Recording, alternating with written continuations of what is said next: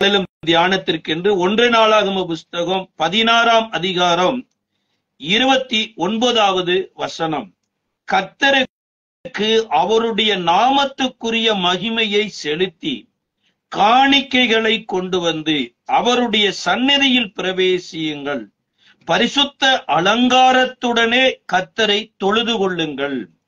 அன்பான தேவனுடைய பிள்ளைகளே, தேவன் பரிசுத்தராய் இருக்கிறது மாத்திரமல்ல, தேவனை தொழுது கொள்ளுகிற விதமும் பரிசுத்தமாய் இருக்க வேண்டும் என்று தேவன் எதிர்பார்க்கிறார். இந்த உலகத்தின் தெய்வங்களுக்கும் தேவனுக்கு இருக்கிற வித்தியாசம் என்னன்னா, உலகத்தின் தெய்வங்கள் அலங்காரமாய் இருக்கோ, அதை வழிபடுகிறவர்கள் அறநிர்வாணமாய் இருப்பாங்க. ஆனா தேவனை தொழுது கொள்ளுகிறவர்கள் தேவன் எப்படி இருக்கிறாரோ அப்பேற்பட்ட பரிசுத்தத்துல தேவனே கொண்டு வந்து அவ்விதமாய் தேவன் அவர்களை தொழுது கொள்ள வைக்கிறார். அலங்காரம் எனப்பட்டது வெளித்தோற்றமான அலங்காரம் மாத்திரம் இல்லைங்க. அதுல 1 பேதுரு 3வது அதிகாரத்துல பெண்களை குறித்து எழுதப்படும் போது ஸ்திரியானவள் எப்பேற்பட்ட அலங்கரிப்புக்குள்ள போகணும் அப்படிங்கறத எழுதுறார். அதாவது மயிரை பின்னி பொன்னாபரணங்களை தரித்து கொண்டு விலையேற வஸ்திரத்தை உடுத்தி கொண்டு, இது மாத்திரம் உங்களுக்கு அலங்காரமாய் இராமல் இருதயத்தில் மறைந்திருக்கும் சாந்த குணமோ அன்போ கீழ்ப்படிதலும் உங்களுக்கு அலங்காரமாய் இருக்க கடவுதுங்கிறார். அப்ப தேவன் எதிர்பார்க்கிற அலங்காரமும் இதே மாதிரிதான். அதாவது வெளித்தோற்ற மாற்றம் மாத்திரம் இல்லாம உள்ளான மனிதனும் தேவன் விரும்புகிற வண்ணமாய் வாழ்க்கை இருக்க வேண்டும் என்று வேதத்துல சொல்லப்பட்டிருக்கிறது. வேதாகமத்துல கூட இந்த தொழுது கொள்ளுதலை குறித்து 3 விதத்தில் சொல்லப்படுகிறது. இந்த உலகத்தில் இருக்கக்கூடிய தொழுகையில எத்தனையோ விதமான பெயர்கள் மாற்றப்படுது பாருங்களேன். உலகத்துல பாத்தீங்கன்னா சாமி கும்பிட போயிட்டு வரோம் அப்படின்னு ஒரு கூட்ட மக்கள் சொல்றாங்க. இன்னொரு கூட்ட மக்கள் என்ன பண்ணா, நாங்க மாசுக்கு போயிட்டு வரோம் அப்படிங்கிறாங்க. இன்னொன்னு ஆராதனைக்கு நாங்கள் போயிட்டு வரோம் அப்படிங்கிறாங்க. இந்த தொழுகை எனப்பட்டது அநேக தேவனுடைய பிள்ளைகள் வாயிலிருந்து கூட வர்றதில்லை. ஆனா வேதாகமம் தான் பரிசுத்த அலங்காரத்துடனே கர்த்தரை தொழுது கொள்ளுங்கள் அப்படிங்குது. அப்ப இந்த அலங்காரத்துல நம்ம தொழுகையை குறித்து 3 விதமான இடத்திற்கு தகுந்தாற் போல தேவன் சொல்லுகிறார். முதலாவது யோசுவாவின் காலத்துல கூட யோசுவா சொல்றாரு, நானும் என் வீட்டாருமோ என்றால் கர்த்தரையே சேவிப்போம் அப்படிங்கிறார். அதாவது ஆராதிப்பேன்னு சொல்லல, சேவிப்போம் அப்படிங்கிறார். இது தீமோத்தேயுக்கு பவுல் எழுதும் போது எழுதுறாரு, தண்டிலே சேவகம் பண்ணுகிற எவனும் அந்த சேவகத்துக்கு அடுத்த காரியங்களிலே ஈடுபடாதபடி, பிழைப்புக்கு அடுத்த அலுவல்களில் சிக்கிக் கொள்ளாதபடி கவனமா இருக்கணுங்கிறார். அப்ப சேவகம் என்கின்ற ஒரு வார்த்தை எதை உச்சரிக்குது அப்படின்னா, நாங்கள் வாழ்நாள் முழுவதும் கடவுளுக்கு அடிமையாகவே இருப்போம். எப்படி ஒரு அரசு பணியிலையோ அல்லது ஒரு காவல்துறையிலையோ அல்லது ஒரு இராணுவத்திலேயோ இணையும் போது அங்க ஜியோவுல நம்ம கையெழுத்து போடுறோம். அதாவது இந்த சட்ட திட்டங்களுக்கு எல்லாம் உட்பட்டு தான் நான் இந்த வேலைக்கு நான் ஜாயின் பண்றேன். எனக்கு எல்லா சுகமும் அரசாங்கம் கொடுக்கலாம், இராணுவம் கொடுக்கலாம், காவல்துறை கொடுக்கலாம். ஆனா இது எதன் அடிப்படையில வருதுன்னா, நான் முழுவதும் ஒப்பு கொடுக்கிறேன். அரசாங்கத்தினுடைய அனுமதி இல்லாம நான் வேற எந்த ஒரு காரியத்திலும் ஈடுபட மாட்டேன் என்று ஒப்பந்தத்துல கையெழுத்து போட்டுத்தான் அதுல ஜாயின் பண்றது. அதே மாதிரி தேவன் என்னோடு கூட பண்ணி இருக்கிற இந்த உடன்படிக்கையில நான் எப்படி சேவகம் பண்றேன் அப்படின்னா, சேவிக்கிறேன்னா, நான் மாத்திரமல்ல என் வீட்டாரை எப்படி சேவிக்கிறோம்னா, அவர் சொல்லாம அல்லது அவர் சொல்லாத எதையுமே நான் செய்ய மாட்டோம். இதுதான் பாருங்க, நானும் என் வீட்டாருமோ என்றால் கர்த்தரையே சேவிப்போம் என்கின்ற ஒரு வார்த்தை இருக்கு. மோசேயை கூட கர்த்தர் சந்திக்கிற போது யாத்ராகம புஸ்தகத்தினுடைய யாத்ராகமோ 3ஆம் அதிகாரம் 12வது வசனத்துல, இந்த ஜனங்களை ஆராதிக்கும்படியாக நீ விடுதலை பண்ணிட்டு வாங்குற. இப்ப சேவிக்கிறதுங்கிறத மோசேயிட்ட என்ன சொல்றாருன்னா ஆராதனை அப்படிங்கிறார். நான் உன்னை அனுப்பினதற்கு இதுதான் அடையாளம், இந்த மலையின் மேல நீங்கள் எனக்கு ஆராதனை செய்வீர்கள் அப்படிங்கிறார். இதை 7:16 யாத்ராகமத்துல மோசே கூட பார்வோன் இடத்துல போய் கூட சொல்றார். 9வது அதிகாரத்துல சொல்றாரு, என் ஜனங்களை ஆராதிக்கும்படியாய் அனுப்பிவிடு அப்படிங்கிறார். அப்ப சேவகம் என்கின்ற ஒரு வார்த்தை இப்ப ஆராதனை என்கின்ற பதத்துல வருது.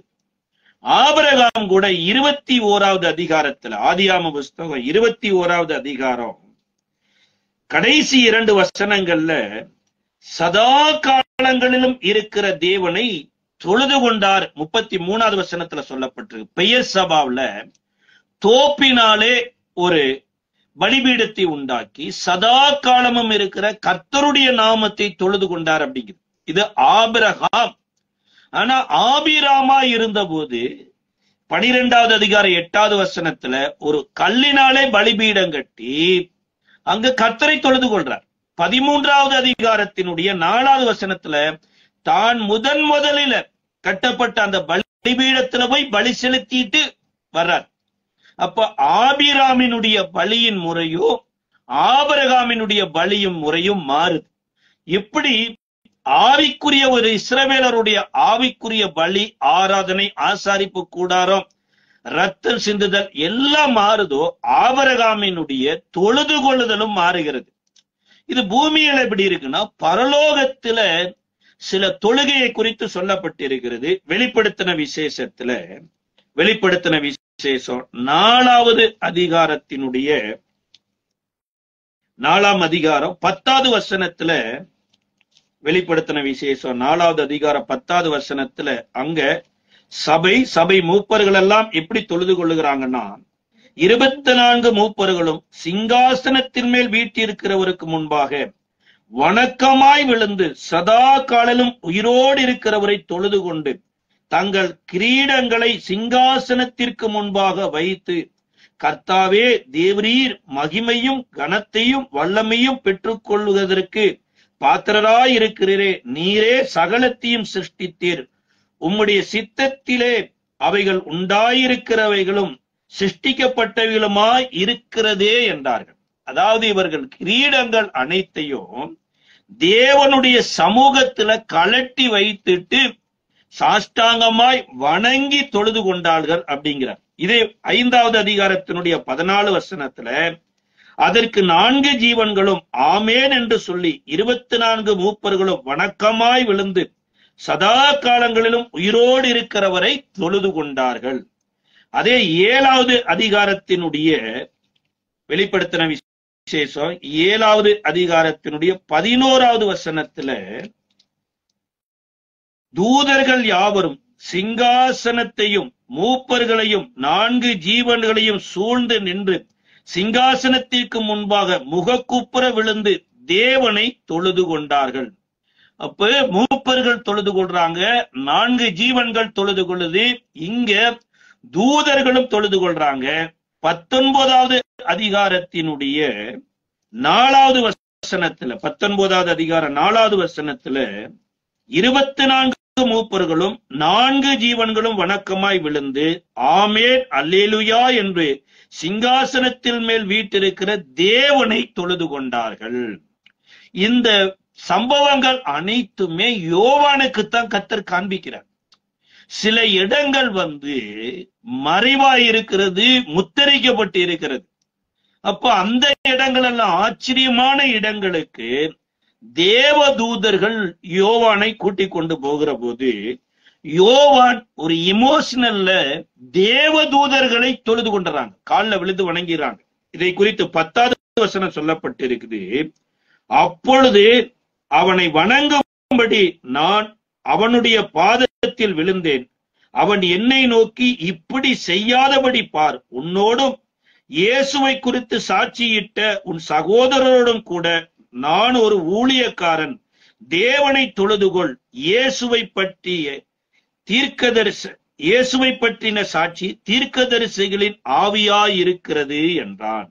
அதாவது யோவானே எவ்வளவு பெரிய சீசன் பாருங்க, இயேசுவினுடைய மார்பில் சாய்ந்திருந்த சீசன், பரிசுத்தாவியை பெற்ற மனுஷன், இன்னும் இயேசுவுக்கு பொறுப்பான ஒரு நபர், எங்கேயுமே தான் பேரு வெளியில வந்துடக்கூடாது என்று இயேசுவுக்கு அன்பா இருந்த சீசன், மார்பில் சாய்ந்த சீசன் என்று பேரை மறைத்து வைத்த சீசன் கூட அவருடைய சில நேரங்களில இமோஷனல்ல ஏதோ ஒரு தவறுதல் நடக்கும்போது தேவதூதன் சொல்றார், நீ தயவு செய்து என்ன வணங்காத, ஏன்னா நானும் உங்களை போலதான் ஒரு மெசஞ்சர் தான். அப்ப இன்றைக்கு உலகத்துல தேவதூதர்களையே தேவதூதர்கள் வணங்க வேண்டாம், தொழுது கொள்ள வேண்டாம் என்று தேவனே அவர்களுக்கு கட்டளையிட்டு இருப்பார்னா, அப்புறம் எந்த ஊழியக்காரரையும் நாம தொழுது கொள்ள வேண்டிய அவசியம் இல்லை. தொழுது கொண்டால் அது தேவனுக்கு பிரியமானது இல்லை.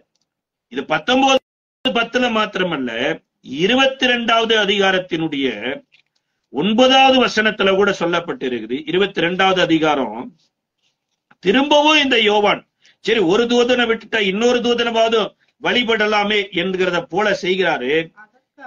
இத 8வது வசனத்திலே வாசிக்கிறோம். யோவானாகிய நானே இவைகளை கண்டும் கேட்டும் இருந்தேன். நான் கேட்டு கண்டபோது இவைகளை எனக்கு காண்பித்த தூதனை வணங்கும்படி அவர் பாதத்தில் விழுந்தேன். அதற்கு அவன், நீ இப்படி செய்யாதபடி பார், உன்னோடும் உன் சகோதரரோடும் தீர்க்கதரிசிகளோடும் இந்த புஸ்தகத்தின் வசனங்களை கை கொள்ளுகிறவர்களோடும் கூட நானும் ஒரு ஊழியக்காரன், தேவனை தொழுது கொள் என்றான். அப்ப வேதம் சொல்லுது பாருங்க, யாரை தொழுது கொள்ளணும், அதாவது எப்படி தொழுது கொள்ளணும்னா பரிசுத்த அலங்காரத்துடன் தொழுது கொள்ளணும். அந்த அலங்காரம் என்ன, அது எப்பேற்பட்டதா இருக்கணும், அது யாரு நம்மளை அலங்கரிக்கிறாங்கிற பாக்குறதுக்கு முன்னாடி யாரை தொழுது கொள்ள கூடாது என்பதையும் பரலோகத்துல தேவன் சொல்றார். யாரை தொழுது கொள்ள கூடாது, பரலோகத்திலேயே தேவனோடே இருக்கிறவங்க, இனி சொல்ல தேவனுடைய காரியங்களை காண்பிக்கிறவங்க, தேவன் சில காரியங்கள் திறக்க கூடாததை போய் திறந்து காமிக்கிறவங்க, இவங்களே சொல்றாங்க தயவு செய்து எங்களை தொழுது கொள்ளாத. ஏன் அப்படின்னா, நானும் உங்களை போல ஊழியக்காரன், தீர்க்கதரிசியை போல, சுவிசேஷகரை போல, இந்த புஸ்தகத்தில் இருக்கிற வசனங்களை கை கொள்ளுகிறவர்களை போல நாங்களும் தேவனை தொழுது கொள்வதற்கு தேவனால் சிருஷ்டிக்கப்பட்டிருக்கிறோமே தவிர, நாங்க தேவனாய் இருக்கிறோம் எங்களை தொழுது கொள்ளுங்கள் என்று சொல்லுகிற இடத்துல கர்த்தர் எங்களை சிருஷ்டிக்கல அப்படிங்கிறார். இப்ப யார தொழுது கொள்ளக்கூடாது, ஏன் தொழுது கொள்ளக்கூடாது அப்படின்னு வேதத்துல நிறைய சம்பவங்கள் இருக்குது. இஸ்ரவேல் மக்கள் கூட ஒரு விசை மோசே 30 நாள் 40 நாள் அவர் பாளையத்துல இல்ல, தேவன் அழைத்தபடி அவர் சீனாய் மலைக்கு வந்தபோது இவர்கள ஒரு தெய்வத்தை உண்டாக்கி, பொன் கன்று குட்டியை உண்டாக்கி, இதுதான் நம்மளுடைய தெய்வம் என்று சொல்லி அதை தொழுது கொள்ளும்படியா இறங்கிறாங்க.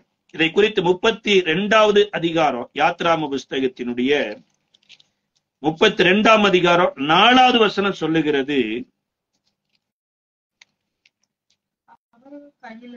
அவர்கள் கைகளில் ஆரோன் 32:4 வாசிக்கிறோம். ஆரோன் உங்கள் மனைவி உங்க குமாரத்திகளுடைய காதுகளில் இருக்கிற பொன்னணிகளையும் கழற்றி என்னிடத்தில் கொண்டு வாருங்கள் என்றான். ஜனங்கள் எல்லோரும் தங்கள் காதுகளில் இருந்த பொன்னணிகளை கழற்றி ஆரோனிடத்தில் கொண்டு வந்தார்கள். அவர்கள் கைகளில் இருந்து அவன் அந்த பொன்னை வாங்கி சிற்ப கருவியினால் கருப்பிடித்து ஒரு கன்று குட்டியை வார்ப்பித்தான். அப்பொழுது அவர்கள், இஸ்ரவேலரே, உங்களை எகிப்திலிருந்து அழைத்து கொண்டு வந்த உங்கள் தெய்வங்கள் இவைகளே என்றார்கள். அதாவது உலகத்தில் இருக்கக்கூடிய சில தெய்வ வழிபாட்டுக்குள்ள இஸ்ரவேல் நுழைகிறாங்க. அதுக்கு ஆரோன் செய்தது என்னன்னா பொன் கன்று குட்டி அப்படிங்கிறாங்க. வேத பண்டிதர் சொல்றாங்க, ஆரோன் ஏன் ஒரு பொன் கன்று குட்டிய செய்தார் அப்படின்னா, ஆதியாகமம் 18வது அதிகாரத்துல கர்த்தருடைய தூதர்களோ ஆபிரகாம் வீட்டுக்கு வந்த போது அங்க ஆபிரகாம் ஒரு கன்று குட்டியை பலி செலுத்தி ஆபிரகாமுக்கு தேவனுக்கு கொடுக்கிறார். அப்ப தேவனும் தேவதூதர்களும் அதை புசித்து கொண்டு போறாங்க. அப்ப கன்று குட்டி தேவனுக்கு பிரியமா இருக்கிறதுனால இதுவே தேவனாயிருமே அப்படிங்கிற மாதிரி தேவதூதர்களையே தொழுது கொள்ள வேண்டாம் என்று தேவதூதர்கள் சொல்லும் போது, தேவனுக்கு பலியான கன்று குட்டி என்னங்க, ஆட்டுக்குட்டியான என்னங்க, இதையும் தொழுது கொள்ளக்கூடாது. அப்ப இதை தொழுது கொண்டாங்க. இப்ப கர்த்தர் மோசேட்ட சொல்றாரு, மோசே, நீ அழைத்து கொண்டு வந்த உன்னுடைய ஜனம் தங்களை கெடுத்து போட்டாங்க, அதனால ஒரு நிமிஷத்துல அவர்களை நிக்கிரகம் பண்ண போறேன் என்ற போது மோசே தேவனை கெஞ்சி நிக்கிறார். திரும்ப மோசே கீழே இவர்களுடைய இந்த பொன் கன்று குட்டிய உடைத்து கர்த்தர் கொடுத்த கற்பலகைய மலையில தூக்கி அடிச்சு அந்த கற்பலகை 10 அந்த இடத்துல உடைஞ்சு போயிருது. இந்த 10 கமாண்ட்மெண்ட்ஸ் உடைஞ்சு போனதுக்கு அப்புறம் கர்த்தர் மறுபடி மோசையை கூப்பிடுறார். அதாவது மோசே முதல் விசை போன போது ஜனங்கள் பொன் கன்று குட்டிய உண்டாக்கி இதுதான் தேவன் என்று ஆடி பாடி தேவனுக்கு கோபத்தை மூட்டினவங்க இப்ப மறுபடி மோசே போன போது மறுபடி இவர்கள் பொன் கன்று குட்டி செய்யல. ஏன் செய்யல அப்படின்னா இந்த உடைக்கப்பட்ட கற்பலகையினுடைய பிரசன்னம் இஸ்ரவேலை மூடி இருந்தது. பாருங்களேன் சார், உடைக்கப்பட்ட கற்பலகையினுடைய பிரசன்னமே இவர்களை விக்கிரகம் செய்யாதபடி காப்பாத்திருக்குமானா கல்வாரி சிலுவையில உச்சந்தலையிலிருந்து உள்ளங்கால் வரையும் பிற்கப்பட்ட இயேசுவினுடைய சரீரத்தில் நீங்களும் நானும் இணைக்கப்படுவோம் என்றால் இந்த இணைக்கப்படுத சரீரத்துலதான் தேவ ஆவியானவர் ஆளுகை செய்யும் போது பரிசுத்த அலங்காரம் எனப்பட்டதே வரும். அப்ப தேவன் பொன்கன்று குட்டியிலையும் பிரியப்படல, தூதர்களை தொழுது கொள்ளுகிறதும் பிரியப்படல, இன்னொன்னு எந்த இடத்துல தொழுது கொள்ளணும் என்பதையும் தீர்மானிக்கிறார். அந்த இடத்துல இருந்து தவறுகிற போது அதையும் தேவன் அருவருக்கிறார். 1 ராஜாக்களின் புஸ்தகம் 13வது அதிகாரத்துல இஸ்ரவேலின் ராஜா வஞ்சகத்தினால தான்ல ஒரு பலிபீடத்தையும் பெத்தேல்ல ஒரு பலிபீடத்தையும் வைத்து இஸ்ரவேலர் எருசலேமுக்கு போகாதபடிக்கு, எருசலேமுல போய் ஒருவேளை சாலமோனின் குமாரனின் பட்சத்துல இவர்களுடைய இருதய வலிய போயிருச்சுன்னா என்ன பண்றது, நம்மளை விட்டு ராஜ்ய கைமாறிச்சுன்னா என்ன பண்றது என்று பலிபீடத்தை கட்டி ஈனமானவர்களை ஆசாரியர்களாய் ஏற்படுத்தி இதுதான் தேவன் என்று தொழுது கொள்ளும்படியா ஏற்பாடு செய்த போது பெயர் சொல்லப்படாத ஒரு ஆசாரியனை அனுப்பி கர்த்தர் அந்த பலிபீட வெடித்து சிதறும்படியா செய்தார். அப்ப தேவதூதர்களை தொழுது கொள்ளக்கூடாது. இரண்டாவது, தேவனுக்கு பலி செலுத்தி இருந்தா கூட, தேவன் அதை பலியா எடுத்திருந்தா கூட கன்றுக்குட்டியை தொழுது கொள்ளக்கூடாது. மூன்றாவது, இஸ்ரவேல்ல எந்தெந்த இடத்துல எல்லாம் போய் நம்ம மனவிருப்பத்தின்படி தொழுது கொள்ளக்கூடாது. சகரியா 3வது அதிகாரம் 3வது அதிகாரத்தினுடைய 2வது வசனம் சொல்லுகிறது, எருசலேமை தெரிந்து கொண்ட கர்த்தர் உன்னை கடிந்து கொள்வாராக அப்படிங்கிறார். அப்ப தேவன் எருசலேமை தெரிந்து கொண்டிருக்கிறார். அப்போ தொழுக கூடாதவைகளை சொல்லப்பட்டது, எப்படி தொழுது கொள்ள வேண்டும் என்று தேவன் சொல்றார். இந்த தொழுகையில நம்மளுடைய முற்பிதாக்கள் 3 பேருடைய தொழுகையை குறித்து சொல்லப்படுகிறது. அதுல ஆபிரகாமினுடைய தொழுகை தான் ஆதியாகம புஸ்தகம் 21வது அதிகாரத்தினுடைய ஆதியாகமம் 21வது அதிகாரம் 33வது வசனம் சொல்லுகிறது, ஆபிரகாம் பெயர்சபாவிலே ஒரு தோப்பை உண்டாக்கி சதா காலமும் உள்ள தேவனாகிய கர்த்தருடைய நாமத்தை அவ்விடத்தில் தொழுது கொண்டான். சார், இங்கதான் ஒரு தோப்பை உண்டாக்குறார். தோப்பு அப்படின்னா ஒரு மரத்துல ஒரு பலி செலுத்துறார். அந்த மரத்துல பலி செலுத்துகிற போது அங்க கர்த்தர் எப்பேற்பட்டவர்னு சொல்றாருன்னா சதா காலமும் இருக்கிற கர்த்தருடைய நாமத்தை தொழுது கொள்றார். அப்ப இந்த தொழுகைக்கு அப்புறம்தான் சதா காலமும் இருக்கிற தேவன் வெளிப்படுறார். 22வது அதிகாரத்துல இதற்கு பின்புதான் ஆபிரகாம கர்த்தர் மோரியா மலைக்கு வர சொல்றார். இந்த மோரியா மலையில தான் கர்த்தர் முன்குறித்த ஆட்டை எடுத்து ஆபிரகாம் பலி செலுத்தி சதா காலத்துக்குரிய ஆசீர்வாதத்தையே சுதந்திரிக்கிறார். சொல்ல போனா ஈசாக்கவே இந்த ஆட்டின் மூலமாகத்தான் விடுதலையே பண்றார். இதுவரைக்கும் ஈசாக்கு தேவன் சொல்லி பிறந்திருக்கலாம், தேவனாலேயே பிறந்திருக்கலாம். இன்றைக்கு தேவனை போல வாழணுமா இருந்தா பலிபீடத்துல போய் அர்ப்பணித்து அந்த பலிபீடத்துல பலியான ஆட்டுக்குட்டியின் மூலமா அந்த பிள்ளையை விடுதலையாக்கி இந்த ஆட்டுக்குட்டியின் ஜீவனோடு கூட மலையில இருந்து இறங்கி வந்தாங்க பாருங்க. அங்கதான் வேதம் சொல்லுகிறது, நிச்சயமாகவே நான் உன்னை ஆசீர்வதிக்கவே ஆசீர்வதித்து உன்னை பெருகவே பெருக பண்ணினேன் என்றதும் உன் சத்துருக்களை உன் கையில் ஒப்பு கொடுப்பார் தேவன் என்பதையும் அந்த ஆசீர்வாதத்தை லிஸ்டே கொடுக்க வருது. அப்ப சதா காலமும் இருக்கிற கர்த்தருடைய நாமம் என்னன்னா ஆட்டுக்குட்டியானவர் என்கின்ற பெயரில் வெளிப்பட்ட இயேசுதான். இந்த ஆட்டுக்குட்டியானவரை தான் யோவான் சானகன் வந்து ஞானஸ்தானம் கொடுக்கிற போது சொல்றாரு, இதோ உலகத்தின் பாவத்தை சுமந்து தீர்க்கிற தேவ ஆட்டுக்குட்டி அப்படிங்கிறார். அப்ப தேவ ஆட்டுக்குட்டியானவரை முதற் பேரானவராய் இந்த உலகத்துல பிறந்த முதற் பேரானவராகிய குமாரனாகிய இயேசுவை தொழுது கொள்ளும்படி பரலோகத்திலிருந்து சர்வசேனையும் பூமியில இறங்கி வந்ததாம். அப்ப தேவதூதனை தொழுது கொள்ள கூடாதுன்னா இங்க தேவதூதனே வந்து இயேசுவை தொழுது கொள்ளுகிறாங்க. அப்ப இயேசு எவ்வளவு தொழுகைக்கு பாத்திரவாரரா இந்த பூமியில வந்திருக்கிறார். இந்த தொழுகையில இங்க ஆபிரகாம் யாரை காண்பிக்கிறார் அப்படின்னா, இந்த மரம் கல்வாரி சிலுவையில இயேசு மரிக்கிறதற்கு அடையாளமாக சதா காலமும் இந்த மரத்தோடு கனெக்ட் ஆகணும். இந்த மரத்தில இருந்து வெளிப்படுகிற ஆட்டுக்குட்டியினுடைய பலி நம்மை விடுதலையாக்கும் என்பதை அன்றைக்கு ஆபிரகாம் பலியின் மூலமாய் தேவனை வெளிப்படுத்துறார். ஈசாக்கு கூட இதே ஆதியாம புஸ்தகத்தினுடைய 26ஆம் அதிகாரம் 26வது அதிகாரத்தினுடைய 25வது வசனத்துல கர்த்தர் சொன்னபடி ஒரு தேசத்துல குடியிருக்கிறாரு. கர்த்தர் அவரை ஆசீர்வதிக்கிறார். ஆதியாம 26ஆம் அதிகாரம் 25வது வசனத்துல அங்கே பலிபீடத்தை கட்டி கர்த்தருடைய நாமத்தை தொழுது கொண்டு அங்கே தன் கூடாரத்தை போட்டான். அவ்விடத்திலே ஈசாக்கின் வேலைக்காரர் ஒரு துறவை வெட்டினார்கள். சார், இதற்கு முன்னாடி துறவு வெட்டும் போதெல்லாம் ஈசாக்கு பெயர் வைத்துக் கொண்டே இருந்தார். ஆனா கர்த்தருடைய நாமத்தை தொழுது கொண்டதுக்கு அப்புறம் ஒரு துறவை வெட்டினாரு, பேரை வைக்கல. ஏன் பேர் வைக்கல?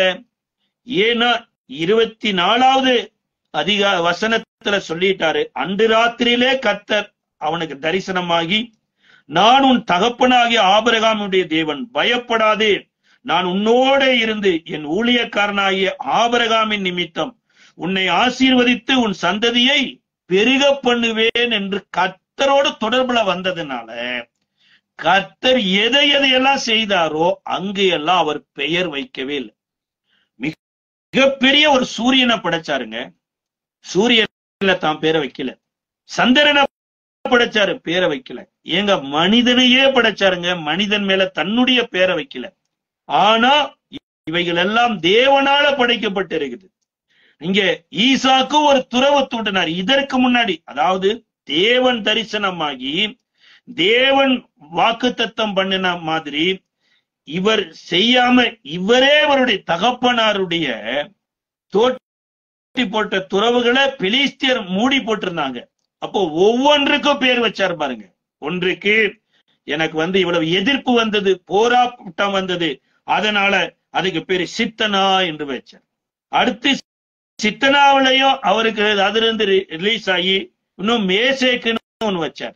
அதுக்கப்புறம் வச்சாரு ரெகபோத்துன்னு ஒரு பேர் வச்சார். இந்த பெயர்கள் எல்லாம் இவராய் இவங்க அப்பாவை தோண்டு போட்ட துறவை எடுத்த போது வைத்த பெயர்கள். ஆனா 24வது வசனத்துல கர்த்தர் ஈசாக்குக்கு தரிசனமாகி நான் உன் சந்ததி ஆசீர்வதிப்பேன் என்று சொன்னதுக்கு அப்புறம் இப்ப துறவு தோன்றாங்க. அங்க பெயரே வைக்கப்படல. ஏன் பெயர் வைக்கப்படலைன்னா, நான் செய்கிற எல்லாவற்றையும் கர்த்தர் ஆசீர்வதிக்கிற போது நான் ஏன் ஒன்றொன்றுக்கு பேர் வைத்துட்டு போகணும்? இந்த உலகத்துல பெயரிடப்படவே கூடாது என்று வாழ்ந்த தேவனுடைய பிள்ளைகளா எத்தனையோ பேர் இருக்கிறாங்க. எத்தனையோ பெரிய பெரிய காரியங்கள் செய்தவங்க எல்லாம் பாருங்க, வேதாகமத்துல பெயர் சொல்லப்படல. சில பேருடைய பெயரை மாத்திரம் தேவன் சொல்றாரு. அவர் ஒரு இயேசுனுடைய சிரசில வந்து பரிமள தைலத்தை ஊற்றின ஒரு பெண், அந்த பெண்ணுடைய பெயரே சொல்லப்பட கிடையாது. வெளியேறப்பட்ட காரியத்தை செய்திருக்கிறாங்க. அந்த அம்மாவை இந்த ராஜ்யத்தின் சுவிசேஷம் எங்கெங்கெல்லாம் பிரசங்கிக்கப்படுதோ அங்கெங்கெல்லாம் இந்த அம்மா செய்த நற்கிரிகளை சொல்லுங்கன்னா தவிர அந்த அம்மாவினுடைய பெயர் சொல்லப்படல. அப்ப இன்றைக்கு நீங்களும் நானும் நம்ம பேர் பிரஸ்தாபத்துக்காக எதையும் செய்யாம கர்த்தருடைய நாமம் விளங்கும்படியாய் செய்யணும்னு கர்த்தர் நம்மளோட கூட இருக்கிறார். நமக்கு தரிசனமா இருக்க முன்னாடி, அவருடைய பிரசன்னம் நமக்குள்ள வர்றதுக்கு முன்னாடி இந்த அனுபவம் நமக்கு வராது பாருங்க. சில பேர் பாருங்க 10 ரூபா ஒரு ஒரு கிஃப்ட் கொடுத்தா கூட அதுல கூட கவர் எழுதி பேரன் எழுதி இவங்க இந்த பரிசு கொடுத்தாங்கன்னு பேர் எழுதுற சிறு பிள்ளைகள் கூட இருக்கிறாங்க. ஆனா ஆண்டவர் பாருங்க எங்கேயுமே தன்னுடைய பெயரை எழுதல. அப்ப கர்த்தருடைய நாமத்தை தொழுது கொள்ளுகிற பிள்ளைகளும் கர்த்தரோடு இணைய இணைய கர்த்தரை போல மாறுறாங்களாம். அப்ப ஈசாக்கினுடைய தொழுகை இப்படி இருக்குது. ஈசாக்கினுடைய குமாரனாகிய யாக்கோபோட தொழுகையை குறித்து சொல்லப்படுகிறது. ஆதியாம புஸ்தகத்தினுடைய 41வது அதிகாரம் 47வது அதிகாரத்தினுடைய 29, 30, 31 சொல்லப்பட்டிருக்குது. அதுல 31வது வசனத்துல நம்ம வாசிக்கிறோம். அப்பொழுது அவன் எனக்கு ஆணையிட்டு கொடு என்றான். அவனுக்கு ஆணையிட்டு கொடுத்தேன். அப்பொழுது இஸ்ரவேல் கட்டிலின் மேல் தலைமட்டில் சாய்ந்து தொழுது கொண்டான். இங்க எழுதும் போது எழுதுறாரு கட்டில படுத்து தலைமட்டில தலை சாய்த்து தொழுது கொண்டார் அப்படின்னு. ஆனா இவர் எப்படி தொழுது கொண்டார் அப்படின்னா எபிரேய ஆக்கியோன் எழுதும் போது எழுதுறாரு. எபிரேயருக்கு எழுதின நிருபம் 11வது அதிகாரத்தினுடைய 21வது வசனத்துல விசுவாசத்தினாலே யாக்கோபு தன் மரண காலத்தில் யோசேப்பினுடைய குமாரர் இருவரையும் ஆசீர்வதித்து தன் கோலின் நுனையில் சாய்ந்து தொழுது கொண்டான். சரி, இங்க வந்து தொழுது கொண்டது எங்கன்னா கட்டளை தொழுது கொள்ளையாமா, கோலின் நுனையில தொழுது கொண்டாராமா. அதாவது யாக்கோபுக்கே யாக்கோபு சப்போர்ட் பண்ண முடியாத நிலைமை வந்துருச்சுங்க. இவருடைய வாழ்க்கையில தகப்பனும் தாயும் கழுவிட்டாங்க. இனி எத்தனையோ பேர் கைவிட்டாங்க. இன்றைக்கு இவருக்கு காலுக்கு சப்போர்ட் பண்ணல. ஆனா தேவனுடைய கோல் இவரை தொழுது கொள்வதற்கு சப்போர்ட் பண்ணுதுங்க. ஒருவேளை இந்த உலகத்துல யாரு நமக்கு சப்போர்ட் பண்ணாமல் இருந்தாலுங்க ஒரு கோல் இருக்குது. இதைத்தான் யாக்கோபு சொல்றாரு, நான் இந்த யோர்தானை கடந்து போகும்போது வெறும் கோலோடு புறப்பட்டு போனேன். ஆனா இன்றைக்கு 2 பரிவாரங்களை உடையவனானேன். இந்த யோர்தான் எனப்பட்டது இயேசுவோடு ஆரம்பிக்கப்படுகிற வாழ்க்கை. இயேசுவோடு வாழ்க்கை ஆரம்பிக்கிற போது எந்த ஸ்தாபனம் நமக்கு கை கொடுத்தால் என்ன, கை கொடுக்காட்டி என்ன, எந்த விசுவாசிகள் நமக்கு கை கொடுத்தா என்ன, கை கொடுக்காட்டி என்ன, ஒருவேளைங்க என்னுடைய சரீரமே என் தேவனை தொழுது கொள்ளுவதற்கு எனக்கு கோஆபரேட் பண்ணலனா கூட இந்த கோல் எனக்கு கோஆபரேட் பண்ணுது பாருங்க. இதைத்தான் யாக்கோபை குறித்து எழுதுறார். விசுவாசத்தின தேவனை எப்படி தொழுது கொண்டார்னா அவர் மரண தருவாயில் அவருக்கு எது சப்போர்ட்டிவா இருந்ததுன்னா இந்த யோர்தான்ல கிடைச்ச கோல் தாங்க. இந்த கோலை குறித்துதான் சொல்லப்படுகிறது. இயேசுதான் அந்த கோல் என்று சொல்றாங்க. ஆரோனுடைய கோல் கூட துளிர்க்குது பாருங்க, அது இயேசுவுக்கு அடையாளமா சொல்லப்படுது. அப்ப இயேசு நமக்கு உதவி செய்வார். அவரை தொழுது கொள்ளுவதற்கு ஒருவேளை யாருமே நமக்கு ஆலோசனை கொடுக்காம இருக்கலாங்க. ஒருவேளை நாம போற வழியே தப்பான வழியை தேர்ந்தெடுத்து போயிருக்கலாம். அன்றைக்கு எம்மாவூருக்கு 2 சீசர்கள் போறாங்க. என்றைக்கு போறாங்கன்னா ஓய்வு நாளைக்கு போறாங்க. ஓய்வு நாள்ல பிரயாணமே பண்ணக்கூடாது என்கின்ற ஒரு நியாயப்பிரமாணம் இருக்குது. ஆனா இவர்களுக்கு பயம், இவர்களுக்கு மேல வந்திருக்கிற அலிகேஷன் என்ன அலிகேஷன்? இயேசுவின் சரீரத்தை அவருடைய சீசர்கள் திருடி கொண்டு போயிட்டாங்க. சார், முதல் விசை 2 ஸ்திரீகள் போறாங்க, சில பெண்கள் போறாங்க. அதிகாலையில போய் பாக்குறாங்க, அங்க கல் புரட்டப்பட்டு இருக்குது. தேவதூதர்கள் இருக்கிறாங்க, காவலர்கள் செத்தவங்களை போல இருக்கிறாங்க. தேவதூதர் சொல்றாங்க சீசர்களை கலிலேயாவுக்கு போக சொல்லுங்க, நான் அங்க வந்து மீட் பண்றேன் என்று தேவதூதர்கள் மெசேஜ் கொடுக்குறாங்க. இதுதான் ஃபர்ஸ்ட் மீட்டிங். 2வது இதை வந்து இந்த பெண்கள் சொன்ன போது அவங்க சீசர்கள் அதை நம்பல. இப்ப கலிலேயாவுக்கு போகாம கல்லறை நோக்கி ஓடுறாங்க. இன்னைக்கு எத்தனையோ பேர் பாருங்க, சில சபைகள்ல கல்லறை இருக்குதான்னு பார்த்து ஓடுறாங்க. சார், கர்த்தர் இருக்கிறாரா, அவருடைய பிரசனை இருக்குதா, அவருடைய வார்த்தை இருக்குதாங்கிறத தேடுறது கிடையாது. இப்ப கல்லறைக்கு போனா கல்லறையில இப்ப தூதர்களையும் காணாம், காவல் காத்து கொண்டிருந்த காவலர்களையும் காணாம், அங்க உள்ள போய் பார்த்தா இயேசுவையும் காணாம். இப்ப நம்ப முடியாம இருக்குது. பெண்கள் சொல்றதையும் நம்ப முடியல, காவலர்களையும் காணாம், இயேசுவையும் உள்ள போய் தேடி பார்த்தா இயேசுவையும் காணாம். இப்ப திரும்ப வருகிற போது இதே மெசேஜ் வருது. இப்ப கல்லறையில இயேசு இல்ல. கொஞ்ச நேரத்துல சர்க்கார்ல இருந்து மெசேஜ் வருது, அரசாங்கத்துல இருந்து. என்ன அப்படின்னா இயேசுவினுடைய சரீரம் அவருடைய சீசர்களால் திருடி கொண்டு போகப்படும். இவங்களை இப்ப அக்யூஸ்ட் ஆயிட்டாங்க. கட்டாயம் எருசலேமில் இருந்தோம்னா நமக்கு அரெஸ்ட் வாரண்ட் தான். நம்ம அரெஸ்ட் வாரண்ட் எஸ்கேப் ஆருக்கு என்ன பண்றது, எம்மாவூருக்கு போயிடலாம் என்று இவர்கள் சுய புத்தியில எம்மாவூருக்கு 8 மைல் தூரம் நடந்து போறாங்க. இவர்கள் தவறுதலா போறது இயேசுவுக்கு தெரிந்தே இருந்து இவர்களோடயே நடந்து வர்றார், இவர்களோடய பேசிக்கொண்டு வருகிறார். சில நேரம் ஆண்டவர் நம்மளோட டிராவல் பண்றது, ஆண்டவர் தான் நம்மளோட டிராவல் பண்றாராங்கிறதே தெரியாது. இதுதான் இந்த கோல் நமக்கு சப்போர்ட் பண்ணு பாருங்க. இப்ப எம்மாவூருக்குள்ளே வந்தாச்சு. இப்ப அவர் கடந்து போகிற ஒரு மாதிரி போன போது இவங்க கேக்குறாங்க, இது திருட்டி ஏரியா. ஏன்னா எருசலேம்ல இருந்து எரிகோவுக்கு போகும்போதே கல்லர் கையில ஒரு தகப்பட்டான். இந்த ராத்திரி நேரத்துல நீ நல்லா இருக்கிறீர், நல்லா வசனத்தை சொல்றீர், உமக்கு பாதுகாப்பு கொடுக்கணும், அதனால நீர் எங்களோட வந்து தங்கோ என்று ஒரு வழிப்போக்கனை அழைப்பது போலதான் இயேசுவை அழைத்தாங்க. இங்க வந்ததுக்கு அப்புறம் இவர் பந்தியில் அமர்ந்து அப்பத்தை பிட்டாரு பாருங்க. அப்பதான் கண்கள் திறக்கப்பட்டது. இந்த கோல் திரும்பவும் அவர்களை எருசலேமுக்கு இரவோடு இரவாக எருசலேமுக்கு வந்தாங்க. அதாவது இவங்க பகல்ல போறதே பாதுகாப்புன்னு போனவங்க, எருசலேம்ல இருந்தா பாதுகாப்பு இல்லைன்னு போனவங்க. ஆனா இன்றைக்கு எருசலேமுக்கே திரும்பி வருகிறாங்க. அப்ப இந்த கோல் தான் பின்மாற்றத்துக்குள் போக இருந்த சீசர்களையும் திரும்ப எருசலேமுக்கு அழைத்து கொண்டு வந்தது. இப்ப தேவன் எருசலேமை தெரிந்து கொண்டதனுடைய முகாந்தரத்தை இங்க சொல்றார். ஏன் எருசலேமிலை தெரிந்து கொண்டாரு, எருசலேமில ஏன் சகல இஸ்ரவேலர் வருடத்துக்கு ஒரு தடவை பஸ்கா அனுசரிக்கணும், இந்த எருசலேமில ஏன் தேவாலயம் கட்டப்படணும்னா இதை குறித்து 2 சாமுவேலின் புஸ்தகத்துல 24வது அதிகாரத்தினுடைய 17 இருந்து 25 வரைக்கும் தாவீதனுடைய ஒரு சின்ன ஒரு மிஸ்டேக் நடந்தது. அதாவது சென்சஸ் கணக்கு எடுக்க ஆரம்பிச்சார். யுத்தம் பண்றவங்க எத்தனை பேரு என்று சென்சஸ் கணக்கு எடுக்க ஆரம்பித்த போது இது யோவாப்பு வேண்டாங்கிறார். கர்த்தர் எவ்வளவு பெரிய யுத்தத்தை நடத்தி இருக்கிறாரு, இதை என்னன்னுமான போது தாவீது இதை கேட்காம கட்டாயம் செய் அப்படின்ட்டார். வேண்டாவிருப்பா யோவாப்பு போய் எடுத்து வந்து கொடுத்தாச்சு. இது கர்த்தரின் பார்வைக்கு அது கஷ்டமா விரோதமா இருந்ததுனால சூஸ் ஆஃப் பெஸ்ட், 3ல ஒன்றை தெரிந்து கொள். ஒன்று 3 மாத கொள்ளை நோய் வரணுமா, இல்ல சத்துருவினால துரத்தப்படணுமா, இல்ல உன் வாழ்க்கையில பஞ்சங்கள் வரணுமா, இதை ஏதாவது ஒன்றை தெரிந்து கொள் என்ற போது தாவீது நான் தேவனுடைய கரத்தில் விழுவேனாகிறார்.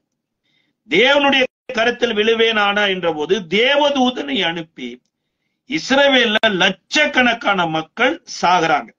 இந்த சாகர இந்த மக்களுடைய இதுக்கு ஒரு எண்டு ஒரு இடம் கொடுக்கப்படுகிறது. அந்த எண்டு தான் 17வது வசனம் சொல்லுது. 2 சாமுவேலின் புஸ்தகம் 24வது அதிகாரத்தினுடைய 17வது வசனத்துல 2 சாமுவேல் 24ஆம் அதிகாரத்தினுடைய 17வது வசனத்துல ஜனத்தை உபாதிக்கிற தூதனை தாவீது கண்டபோது அவன் கர்த்தரை நோக்கி, இதோ நான் தான் பாவம் செய்தேன், நான் தான் அக்கிரமம் பண்ணினேன், இந்த ஆடுகள் என்ன செய்தது, உம்முடைய கையை எனக்கும் என் தகப்பன் வீட்டிற்கு விரோதமாக இருப்பதாக என்று விண்ணப்பம் பண்ணினான். அதாவது இன்றைக்கு இந்த மாதிரி ஜெபிக்கிறவங்க யாருமே இல்லைங்க. ஒரு எப்பேற்பட்ட ஒரு மெய்ப்பனா தாவீது மாறுறாரு பாருங்க. தப்பு பண்ணினது நான் தான், நானும் என் வீட்டாருமே வேணா அடிக்கப்படலாம், வாதிக்கப்படலாம், அப்பாவி மக்கள் ஏன் சாகுறாங்க அப்படின்னு வேண்டுதல் செய்த போது காத் எனப்பட்ட ஒரு தீர்க்கதரிசியை கர்த்தர் தாவீதின் இடத்துல அனுப்புறார். இப்ப காத்து தீர்க்கதரிசி தான் சொல்றாரு, எபூசேன் ஆகிய அர்னாவின் களத்திலே ஒரு பலிபீடத்தை உண்டாக்கு என்றான். இப்ப அந்த எபூசேன் ஆகிய அர்னாவின் களத்துல போய் ஒரு லேண்ட வாங்குறார். இந்த லேண்ட் தான் 24வது வசனம் சொல்லுகிறது. ராஜா அர்னாவை பார்த்து, அப்படியல்ல, நான் இலவசமாய் வாங்கி என் தேவனாகிய கர்த்தருக்கு சர்வாங்க தகன பலியை செலுத்தாமல் உன் கையில் அதை விலை கிரயமாய் வாங்குவேன் என்று சொல்லி தாவீது அந்த களத்தையும் மாடுகளையும் 50 சேக்கல் வெள்ளிக்கு கொண்டான். அங்கே தாவீது கர்த்தருக்கு ஒரு பலிபீடத்தை கட்டி சர்வாங்க தகன பலிகளையும் சமாதான பலிகளையும் செலுத்தினான். அப்பொழுது கர்த்தர் தேசத்துக்காக செய்யப்பட்ட வேண்டுதலை கேட்டருளினார். இஸ்ரவேலின் மேல் இருந்த வாதை நிறுத்தப்பட்டது. இந்த இடம் எந்த இடம் அப்படின்னு வேத பண்டிதர் சொல்றாங்க, இதுதான் மோரியா மலை எனப்பட்ட ஒரு இடம்.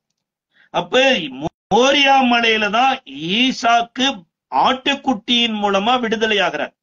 இப்ப இந்த மோரியா மலையில தான் தாவீது ஒரு லேண்ட வாங்கி வாதையை நிறுத்துறார். இந்த மோரியா மலையில இருக்கக்கூடிய இந்த பலிபீடத்துலதான் பின்னாட்களில எருசலேம் தேவாலயம் கட்டப்படுது.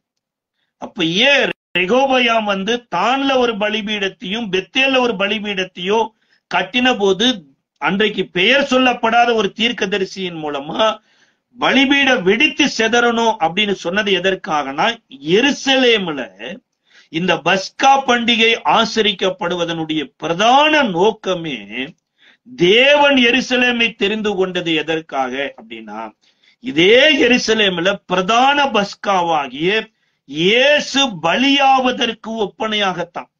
பிரதான பஸ்காவாகிய இயேசு எருசலேம்ல மரித்து உலகம் முழுவதுக்கும் அவர் தேவாட்டு குட்டியா இரட்சகரா வெளிப்படணும். இதற்காகத்தான் எருசலேமை தேவன் தெரிந்து கொண்டு வருட வருடம், ஒருவேளை இஸ்ரவேலர் எந்த தேசத்துல சிதறி இருந்தா கூட வருடத்துக்கு ஒரு முறை எகிப்து தேசத்திலிருந்து விடுதலையான அந்த நாளில இவங்க எருசலேமுக்கு வரணும்.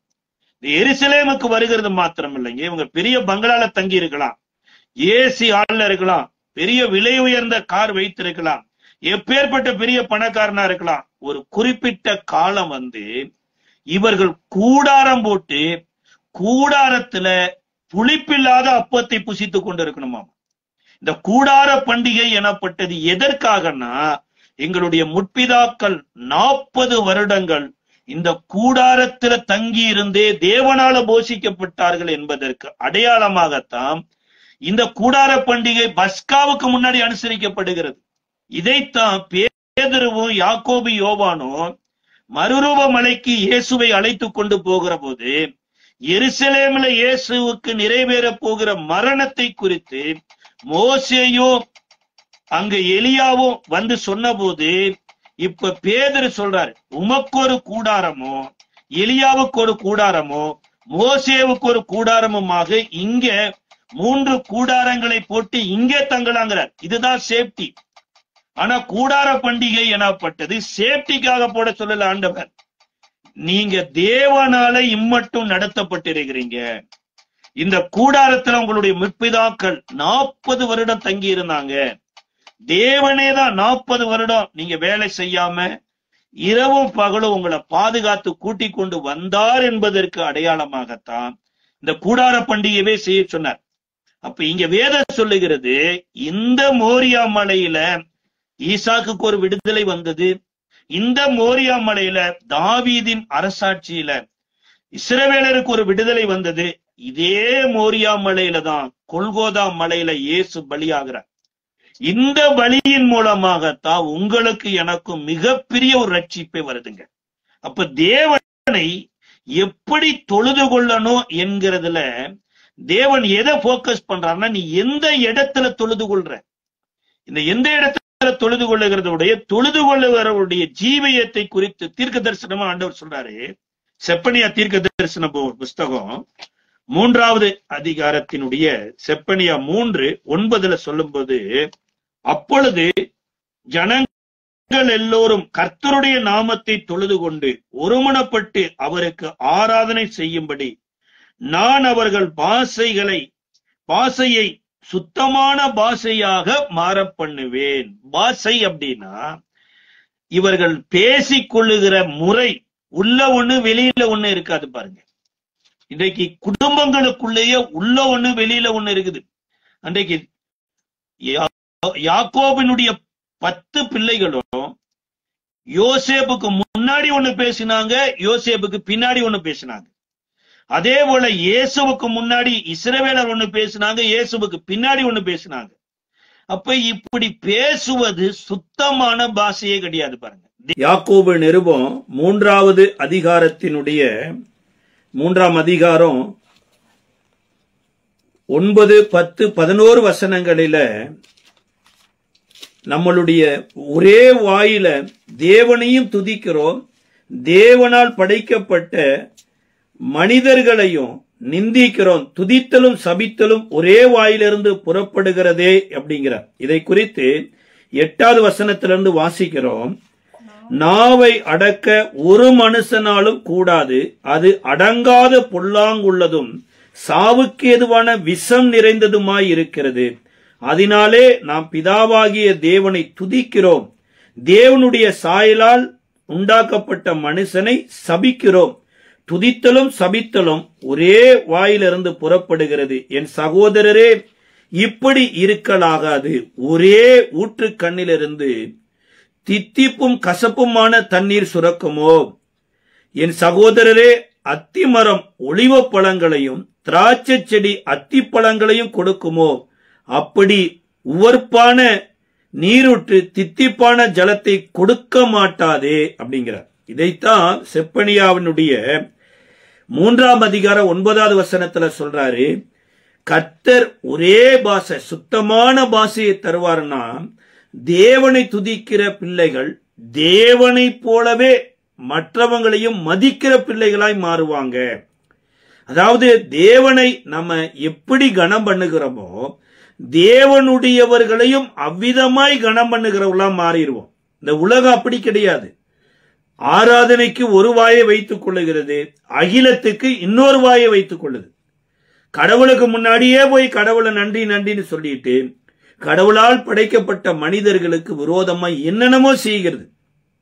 ஆனா அப்படி இல்லாதபடி தொழுது கொள்ளுகிற பிள்ளைகளுடைய ஜீவியம் தேவனுடைய சாயலை போல இருக்கணும். பாருங்க, அன்றைக்கு கூட மகா பரிசுத்த ஸ்தலத்துக்குள் வரக்கூடிய தொழுகைக்கு மிக மிக முக்கியமாய் இருக்கக்கூடிய ஆரோனுடைய அவயத்தில் இருக்கக்கூடிய அனைத்து வஸ்திரங்களும் தேவனாலே டெக்கரேட் பண்ணப்பட்டது. பாருங்க, உள்ளங்கி எப்படி இருக்கணும், மேல போட்டிருக்கிற அங்கி எப்படி இருக்கணும், அதற்கு மேல இருக்கிற ஏபோத் எப்படி இருக்கணும், நெற்றியில கர்த்தருக்கு பரிசுத்தம் எனப்பட்ட பட்டயம் எதுல எழுதப்பட்டு இருக்கணும், கச்சை எப்படி இருக்கணும், கச்சையில என்னென்ன ஜாயின் பண்ணி இருக்கணும், இவைகள் அனைத்தையும் பரலோகத்தில் இருக்கிற தேவனே டிசைன் பண்ணார். அப்ப இதுதான் அலங்காரம். ஒரு ஆசாரியனுடைய அலங்காரம் தேவன் விரும்புகிற வண்ணமா இருக்கணுமா இருந்தா நீங்களும் நானும் ராஜரிக ஆசாரிய கூட்டமாயும் பரிசுத்த ஜாதியும் சொந்த ஜனமாய் இருக்கிறோம். அதாவது அழிந்து போகிற மகிமைக்குரிய ஊழியத்தை செய்து கொண்டிருந்த ஆரோனுக்கு அலங்காரம் இப்படி இருக்கணுமா இருந்தா, தொழுது கொள்ளுகிற மனுஷனுடைய அலங்காரம் தேவன் விரும்புகிற வண்ணமா இருக்கணுமா இருந்தா, நித்திய மகிமைக்குரிய ஆசாரிய ஊழியத்தை செய்கிற நீங்களும் நானும் எப்பேற்பட்ட அலங்காரத்துக்குரியவர்களா இருக்கணும் என்று தேவன் விரும்புகிறார்னா இதை ஒரு பெண்ணினிடத்தில் ஆண்டவர் சொல்றார். இதை யோவான் எழுதின சுவிசேஷ புஸ்தகத்தினுடைய யோவான் எழுதின சுவிசேஷ புஸ்தகம் 4ஆம் அதிகாரம் 20வது வசனத்துல யாக்கோவினுடைய கிணற்றில் வந்து தண்ணீர் எடுக்க வந்த ஒரு பெண்மணியின் இடத்துல இயேசு இந்த தொழுகையை குறித்து விவரமா சொல்றார். இதுல 20வது வசனம் சொல்லுகிறது, எங்கள் பிதாக்கள் மலைகளில் தொழுது கொண்டு வந்தார்கள், நீங்கள் எருசலேமிலே ஸ்தலத்திலே தொழுது கொள்ள வேண்டும் என்கிறீர்களே என்றார்கள். அதற்கு இயேசு, ஸ்திரியே, நான் சொல்லுகிறதை நம்பு, நீங்கள் இந்த மலையிலும் எருசலேமிலும் மாத்திரமல்ல எங்கும் பிதாவை தொழுது கொள்ளுகிற காலம் வருகிறது, நீங்கள் அறியாததை தொழுது கொள்ளுகிறீர்கள், நாங்கள் அறிந்திருக்கிறதை தொழுது கொள்ளுகிறோம். ஏனென்றால் ரட்சிப்பு யூதர்கள் வழியாய் வருகிறது. உண்மையாய் தொழுது கொள்ளுகிறவர்கள் பிதாவை ஆவியோடும் உண்மையோடும் தொழுது கொள்ளும் காலம் வருகிறது, அது இப்பொழுதே வந்திருக்கிறது. தம்மை தொழுது கொள்ளுகிறவர்கள் இப்படிப்பட்டவர்களாய் இருக்க வேண்டும் என்று பிதாவானவர் விரும்புகிறார். அதாவது தொழுகையில இருக்கக்கூடிய மக்களுடைய விருப்பம் எப்படி வேணாலும் இருக்கலாம். அன்றைக்கு நாகமான் கூட என்ன விரும்பினார்னா, எலிசா வந்து தன் தேவனை தொழுது கொண்டு வந்து என் கையை தடவுவாரு, என் காலை தடவுவாரு, அது அவருடைய விருப்பம். இன்றைக்கு உலகத்துல எல்லாருக்கும் அதே விருப்பம் தான். பாருங்க, எங்களுக்காக ஜெபம் பண்ணிருங்க பிரதர், எனக்காக இதை செஞ்சிருங்க பிரதர் சொல்றாங்க. ஓகே, அது அவருடைய விருப்பமா இருக்கலாம். ஆனா ஒவ்வொரு மனிதனையும் தேவன் எப்படி தொழுது கொள்ள வேண்டும் என்று விரும்புறார்னா ஆவியோடு தொழுது கொள்ளணும், உண்மையோடு தொழுது கொள்ளணும். சார் உண்மையோடு வேணா நாங்க தொழுது கொள்ளலாம் வச்சுங்க, ஆவிக்கு எங்க போறது? ஆவி இருந்தா தானே ஆவியோடு தொழுது கொள்ள முடியும். ஆவி இல்லைன்னா எப்படி ஆவியோடு தொழுது கொள்ள முடியும்? இன்னைக்கு உலக மக்களிடத்துல பார்க்கக்கூடிய எல்லா நல்ல குணாதிசயம் இருக்குது, அவர்களிடத்துல எல்லா உண்மையும் இருக்குது, ஆனா அவர்களிடத்துல ஆவியே இல்லை. அதே போல இன்றைக்கு எத்தனையோ பேர் இந்த காரியத்தை செய்யாதீங்க அப்படின்னு சொன்னா அதை செய்யறமே. அது பவுல் கூட ஒரு இடத்துல சொல்றாரு, நான் செய்ய வேண்டியதை செய்யாமல் செய்யக்கூடாததை செய்து கொண்டிருக்கிறேன், எனக்குள்ள ஏதோ ஒரு பலவீனத்தை நான் பார்க்கிறேன் அப்படிங்கிறார். கலாத்தியருக்கு எழுதின நிருபத்துல கூட மாம்சத்தின் கிரிகள் வெளியரங்கமாயிருக்குன்னு அவைகளாவன ஒரு லிஸ்டே போடுறார். அப்ப இதெல்லாம் நமக்குள்ள இருக்குது. ஆனா தேவன் சொல்லுகிற அன்பு, சாந்தம், விட்டு கொடுக்கிறது, மன்னிக்கிறது, ஈச்சி அடக்கம் இதெல்லாம் எனக்குள்ள வரமாட்டேங்குது. ஏன் வரமாட்டேங்குதுன்னா தேவன் சொல்லுகிற ஆவி எனப்பட்டது எனக்குள்ள இல்லாததுதான். இயேசு சொல்றாரு, ஒரு நாள் வரும் தேவனை எருசலேம்ல மாத்திரமல்ல, மலைகள்ல மாத்திரமல்ல, எங்கும் தொழுது கொள்ளுகிற ஒரு காலம். இதுதான் பரிபூரணமான தொழுகை. எங்கும் தொழுது கொள்ளுகிற ஒரு காலம். எப்படி எங்கும் தொழுது கொள்ள முடியும்னா, மாம்சமான யாவர் மேலும் என் ஆவி ஊற்றப்படும் என்ற ஒரு தீர்க்க தரிசனம் யோவேலின் மூலமா சொல்லப்பட்டது. இயேசுவினுடைய மரணத்துக்கு அப்புறம் உலகம் முழுவதும் நிறைவேற போகிறது. இதைத்தான் யோவேல் சொன்ன தீர்க்க தரிசனத்தில் அப்போஸ்தலர் 2வது அதிகாரத்துல பேதுரு சொல்றார், மாம்சமான யாவர் மேலும் என் ஆவியை ஊற்றுவேன், உங்கள் மூப்பர்கள், வாலிபர்கள், வேலைக்காரர், வேலைக்காரி, ஆண், பெண் எல்லார் மேலும் ஆவியை ஊற்றுவேன். இப்ப எல்லார் மேலும் ஆவியை ஊற்றுகிற போது தேவன் ஆவியாய் இருக்கிறாரு. தேவனுடைய ஆவியை பெற்ற எல்லோரும் தேவ சாயலை தரித்துக் கொண்டு தேவனை ஆவியோட உண்மையோடு தொழுது கொள்வாங்களாமா. இதைத்தான் ஒரு சமாரிய ஸ்திரியின் இடத்துல சொல்றார். இந்த சமாரியின் இடத்துல சொல்லுகிற போது இந்த பெண்மணி வேத வசனங்களை தெரிந்து வைத்திருக்கிறாங்க, ஆனா வேத வசனத்தின்படி வாழ்க்கை இல்லை. அவங்க சொல்றாங்க, இவைகளெல்லாம் மேசியா வருகிற போது இவைகளெல்லாம் விளக்கமா சொல்லுவார போது, உன்னோடு பேசிக்கொண்டு இருக்கிற இயேசுவாகிய மேசியா நான் தான் என்று அந்த அம்மாவுக்கு விளக்குறார். உடனே அந்த அம்மா தண்ணீர் குடத்தை அங்க வைத்துட்டு இந்த சமாரியாவுக்குள்ள உள்ள ஓடி, நான் செய்த எல்லாவற்றையும் ஒருவர் சொன்னார், இவர் மேசியாவா, வந்து பாருங்கள் என்று சொல்றாங்க. அப்ப சமாரியருக்கு மேசியாவை குறித்த ஒரு அறிவு இருக்கு. இந்த சமாரியர் யார் என்று வேத பண்டிதர் சொல்றாங்க அப்படின்னா, கேத்தூராளுக்கு பிறந்த பிள்ளைகளில ஒரு கூட்ட மக்கள் இந்த சமாரியராக கூட இருந்திருக்கலாம் அப்படிங்கிறாங்க. பட் எனிவே மேசியாவை குறித்த அறிவு சமாரியருக்கு தெரிந்ததுனால இப்ப இயேசுவின் இடத்துல வந்த போது இயேசு 2 நாள் அங்க இருக்கிறாருங்க. 2 நாள் அவங்களுக்கு சுவிசேஷத்தை சொன்ன போது சமாரியாவே ரட்சிக்கப்படுது. இப்பொழுது சமாரியர் வந்து இந்த பெண்மணியின் இடத்துல சொல்றாங்க, நீ சொன்னது நிமித்தமாக மாத்திரமல்ல, இவர் மூலமாய் நாங்கள் கேள்விப்பட்டபடியினால நாங்களே இவரை என்ன பண்ணுகிறோம், ஏற்றுக்கொள்ளுகிறோம் அப்படிங்கிறாங்க. இதை குறித்து 40 41 வரைக்கும் சமாரியர் அவரிடத்தில் வந்து தங்களிடத்தில் தங்க வேண்டும் என்று அவரை வேண்டிக் கொண்டார்கள். அவர் 2 நாள் அங்கே தங்கினார். அப்பொழுது அவருடைய உபதேசத்தின் நிமித்தம் இன்னும் அநேகம் பேர் விசுவாசித்து அந்த ஸ்திரியை நோக்கி, உன் சொல்லின் நிமித்தம் அல்ல, அவருடைய உபதேசத்தை நாங்களே கேட்டு மெய்யாய் கிறிஸ்துவாகிய உலக இரட்சகர் என்று அறிந்து விசுவாசிக்கிறோம். இதுதான் பாருங்க ஒரு பரிபூரணமான தொழுகை. இதுவரைக்கும் அறியாம தொழுது கொண்டிருந்தவங்க இப்ப உலக இரட்சகர் என்று அறிந்திருக்கிறாங்க. இன்னமா அறிந்ததெல்லாம் என்ன, தீர்க்கதரிசி என்று காண்கிறேன், யூதன் என்று காண்கிறேன், யாக்கோபை காட்டிலும் பெரியவரா என்று யோசிக்கிறேன், மேசியா என்று எனக்கு சந்தேகமா இருக்குது நாங்க. ஆனா ஒரு பூரணமான தொழுகையில இந்த சமாரியருக்கு கிடைத்த ஒரு நல்ல வெளிப்பாடு என்னன்னா, இயேசு யூதனும் இல்ல, இயேசு தீர்க்கதரிசியும் இல்ல, இயேசு வந்து உலக இரட்சகர் என்பதை அறிந்திருக்கிறாங்க. அப்ப இன்றைக்கு நீங்களும் நானும் ஒரு பூரணமான தொழுகையை எங்க இருந்து பெற்றுக் கொள்ளுகிறோம்னா, எருசலேம்ல இயேசு கல்வாரி சிலுவையில தன்னுடைய ஜீவனை கொடுத்தார் பாருங்க. அதாவது சபிக்கப்பட்டு இருந்த மரத்துக்குள்ள தன்னுடைய ஆவியை அனுப்பின போது அது ஆசீர்வாதமான சிலுவையா மாறியது. அதே போல இந்த உலகம் எல்லா மனுஷரும் ஒரே மனுஷனுக்குள்ளேயும் ஒரே மனுஷிக்குள்ளேயும் சாபத்துக்குள்ள தள்ளப்பட்டுட்டோம். அதாவது தேவனை எப்ப ஜனங்கள் தொழுது கொள்ள ஆரம்பிச்சாங்கன்னா, என்றைக்கு சேத்துக்கு ஒரு குமாரன் பிறந்தார் பாருங்க. சேத்து பிறந்த போது கிடையாது, சேத்துக்கு ஒரு குமாரன் பிறந்தாங்க. இதை குறித்து ஆதியாம புஸ்தகத்தினுடைய 4வது அதிகாரத்தில் சொல்லப்பட்டு இருக்கிறது. ஆதியாம புஸ்தகம் 4வது அதிகாரத்தினுடைய 10வது வசனம் சொல்லுது. 4வது அதிகாரம், சேத்துக்கு ஒரு குமாரன் பிறந்தான். அப்பொழுது பூமியிலே ஜனங்கள் கர்த்தருடைய நாமத்தை தொழுது கொண்டார்கள் என்று சொல்லப்பட்டிருக்கிறது.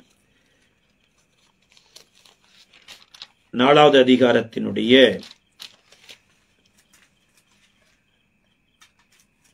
26வது வசனம், சேத்துக்கும் ஒரு குமாரன் பிறந்தான், அவனுக்கு ஏனோஸ் என்று பெயரிட்டான். அப்பொழுது மனுஷர் கர்த்தருடைய நாமத்தை தொழுது கொள்ள ஆரம்பித்தார்கள். இதுதான் பிகினிங். ஆனா இது எப்ப பரிபூர்ணமாகுதுன்னா, தேவகுமாரனாகிய இயேசு கல்வாரி சிலுவையில மரித்த போது, இப்ப நீங்களும் நானும் தேவனால பிறக்கிற போதுதான் நாம ஆவியோடு உண்மையோடு தொழுது கொள்ள முடியும்.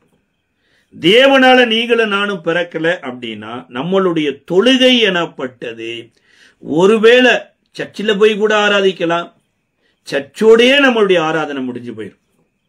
அல்லது நம்ம ஒருவேளை எருசலேமிலேயே போய் ஆராதிக்கலாங்க, எருசலேமிலேயே நம்மளுடைய ஆராதனை போய் முடிஞ்சிடும். ஆனா எப்ப இந்த சேத்துக்கு ஒரு குமாரன் பிறந்த போது பூமியில தேவனை தொழுது கொள்ள ஆரம்பித்தாங்களோ, அதே போல தேவனால நீங்களும் நானும் பிறக்கணும். எப்படி சார் தேவனால பிறக்க முடியும்? அன்றைக்கு கூட ஒரு யூதர்களுக்கு ஆசாரியனாய் இருந்த நிக்கோதேமு கூட இயேசுவின் இடத்துல வந்து சொல்றார், தேவன் ஒருவர் இல்லை என்றால் இப்பேற்பட்ட காரியத்தை ஒருவரை செய்ய முடியாது. எப்பேற்பட்ட காரியம்? இந்த யோவான் 2வது அதிகாரத்துல தேவாலயத்துக்குள்ள புறா விற்கிறவர்களுடைய புறாக்களை வெளியே அனுப்பி காசுக்காரருடைய பலகைகளை கவிழ்த்து, என்னுடைய வீடு சகல ஜனங்களுக்கும் ஜெப வீடு என்று எழுதப்பட்டு இருக்குது, நீங்களோ இதை வியாபார ஸ்தலமா கல்லர் வகையா மாற்றினீர்களே என்று இயேசு தேவாலயத்தை சுத்திகரிக்கிறார். இந்த தேவாலயத்தில் ஊழிய செய்து கொண்டிருந்த இந்த நிக்கோதேமுக்கு தேவாலயத்தை எப்படி நடத்தணும்னு தெரியும். ஆனா அப்படி நடத்த முடியாதபடி அந்த நாட்களில் இருக்கிற மக்களுடைய டாமினேட் ஓவர் கம் பண்ணி இருந்ததுனால இப்ப இயேசு இதெல்லாம் வந்து உடைத்து, இப்படித்தான் தொழுது கொள்ளணும், தேவாலயம் எனப்பட்டது இப்படி இருக்கணும், ஆடு மாடுகள் எல்லாமே பலி செலுத்துறதுக்கு தான் தேவாலயத்துக்குள்ள வரணும், ஆசாரியனுக்கு தேவாலயத்தில் கொடுக்கப்பட்டிருக்கிற கனத்தையும் மகிமையும் வேற யாரும் எடுத்துக்கொள்ள கூடாது என்று ரூல் முழுவதும் ஆசாரியர்களுக்கு கொடுக்கப்பட்டிருக்கிறதுங்கிறத ஆண்டவர் அங்க வெளிப்படுத்தின போது இப்ப நிக்கோதேமு வந்து கேட்கிறார். அப்ப இயேசு என்ன சொல்றார்னா, ஒருவன் மறுபடியும் பிறவாவிட்டால் தேவனுடைய ராஜ்யத்தை காண மாட்டான். ஒருவன் ஜலத்தினாலும் ஆவியினாலும் பிறவாவிட்டால் அவன் தேவனுடைய ராஜ்யத்துல பிரவேசிக்க மாட்டான்கிறார். இப்ப நிக்கோதேமு கேட்கிறாரு, சார் நான் இப்ப ஆசாரிய ஊழியத்துக்கு வந்துட்டேன், வயது எனக்கு ஒரு 40-42 ஆயிருக்கும், நான் எப்படி மறுபடியும் எங்க அம்மா வயிற்றுக்குள்ள உள்ள போய் மறுபடியும் எப்படி வர்றது? அப்ப அங்கதான் இயேசு சொல்றாரு, பிறப்புங்கிறது நாம தீர்மானிக்கல, அது ஏதோ விதத்துல வந்துட்டோம். ஒருவேளை தமிழனா பிறந்திருக்கலாம், இந்தியனா பிறந்திருக்கலாம், அல்லது வேற எந்த நாட்டில பிறந்திருக்கலாம், ஆணா பிறந்திருக்கலாம், பெண்ணா பிறந்திருக்கலாம். இந்த பிறப்பு நம்ம தீர்மானிக்கல. ஆனா திரும்பி பிறப்பதற்கு நமக்கு ஒரு வாய்ப்பு இருக்குது. இந்த திரும்பி எப்படி பிறக்கணும்னா, முதலாவது இயேசுவோடு கூட சிலுவையில மரிக்கணும், இரண்டாவது இயேசுவின் மூலமாய் பரிசுத்த ஆவி கொண்டு உயிர்ப்பிக்கப்படணும். அப்ப சிலுவையில அறையப்படுவதற்கு அடையாளமாய் ஞானஸ்தானத்துக்குள்ள மூழ்கி உயிரோடு எந்திரிப்பதற்கு அடையாளமாய் பரிசுத்த ஆவியை பெறுகிற போது இப்பொழுது நீங்களும் நானும் திரும்ப பிறக்கிறோம் அப்படிங்கிறார். இந்த திரும்ப பிறக்கிற போதுதான் திருவசனமாகிய களங்கம் இல்லாத ஞானப்பாலை குடிக்க குடிக்க இயேசு எவ்வண்ணமாய் வாழ்ந்தாரோ இயேசுவின் பிள்ளைகளும் அவ்வண்ணமாகவே வாழுவோம். வேதம் சொல்லுகிறது, முதற் பேரானவரை தொழுது கொள்ளும்படியாக எருசலேமுக்கு தேவதூதர்கள் வந்தாங்களாமா.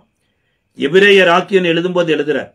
அப்போ முதற் பேரானவரை அப்படிங்கிறது எங்க சொல்லப்படுகிறதுங்கிறத பூரண குமாரன் எனப்பட்டவர்ல நம்ம பார்க்க இருக்கிறோம். பட் தேவதூதர்கள் எப்படி முதற் பேரானவரை தொழுது கொள்ள வந்தாங்களோ, எகிப்து தேசத்துல முதற்சன் பிள்ளைகள் சங்காரதூதனால் அழிக்கப்பட்ட போது இதற்கு அடையாளமாகத்தான் ஆட்டுக்குட்டியின் பலியே இயேசுவை காண்பிக்குதுங்கிறார். இன்றைக்கு நீங்களும் நானும் இயேசுவை போல பரிபூரணம் உள்ளவர்களாய் இயேசுவுக்குள்ள இருந்தா தான் மாற முடியும்.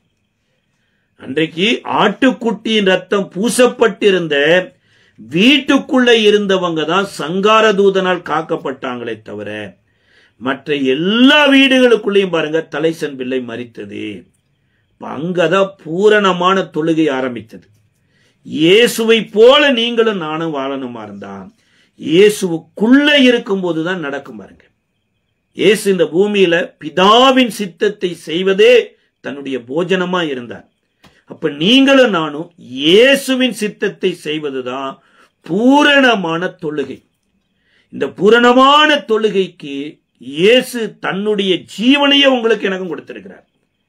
அந்த ஜீவன் நமக்குள்ள பரிபூரணப்படத்தான் நீங்களும் நானும் பிதாவாகிய தேவனை பூரணமாய் தொழுது கொள்ள முடியும். அன்றைக்கு யோவான் கூட இமோஷனல்ல தேவதூதன் காலில் போய் விழ போனாராமா.